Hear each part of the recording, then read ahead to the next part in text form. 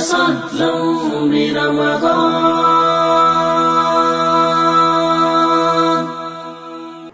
کیا بیمار آدمی کسی کو روزہ رکھوا سکتا ہے؟ یہ بات ہمارے ہاں بڑی معروف اور مشہور ہے اور بڑی غلط ہے. 2-3 غلطیاں ذہن میں رکھیں. ایک بیمار آدمی روزہ چھوڑ دیتا ہے.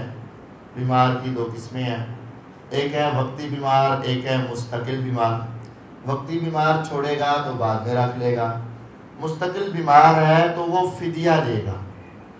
غلطی ہمارے یہاں کیا ہے، یہ سمجھا جاتا ہے، سوچا جاتا ہے میں نے اپنے حصے کا کسی کو روزہ رکھوانا ہے. بھئی کسی کو روزہ رکھوایا نہیں جا سکتا.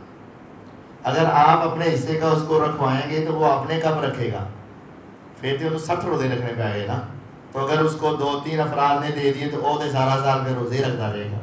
تو یہ نہیں ہے. حقیقت یہ ہے وَعَلَى الَّذِينَ يُطِيقُونَهُ فِدْيَةٌ طَعَامُ مِسْكِينٍ.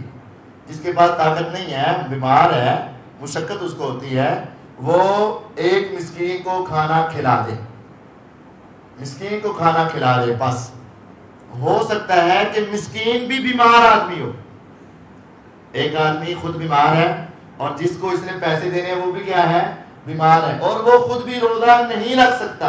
تو آپ اپنے روزے کا اس کو فدیہ دے دیں، آپ کو اللہ تعالیٰ روزے کا ثواب دے دیں گے.